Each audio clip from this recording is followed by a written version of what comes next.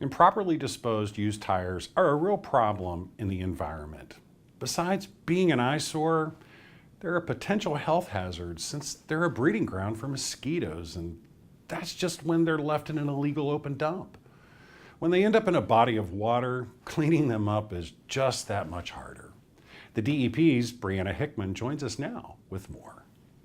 Greg, the Coal River watershed has long been a dumping ground for unwanted tires, but with the help of several volunteer groups working to clean it up, along with stream restoration efforts by the DEP, the Coal River and the Little Coal are becoming popular destinations for paddlers and anglers alike.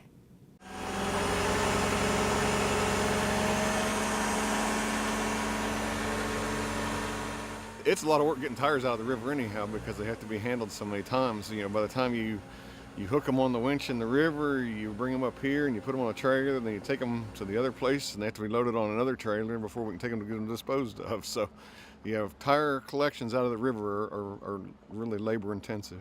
And that's putting it mildly. This crew is working in the Little Coal near Danville in Boone County. Before the tires can be lifted out of the river, they first have to be wrestled half buried out of the river bottom. It's hot, dirty work that so far has netted just over 500 tires in 2 days.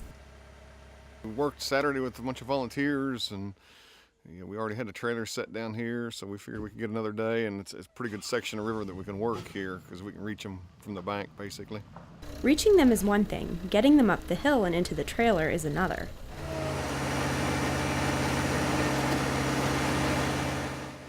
It often takes 2 or 3 attempts to get a string of tires, several hundred pounds of rubber and river mud, past obstructions like trees and rock ledges, as they're dragged up the bank. But all that hard work is making a difference.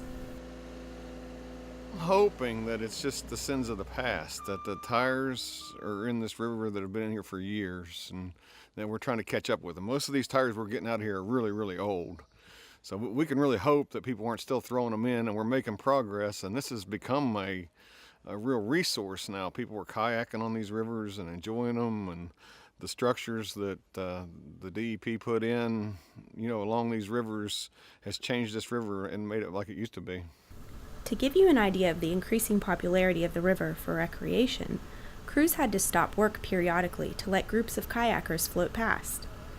Like with many of its cleanup efforts, the DEP relies heavily on volunteer help.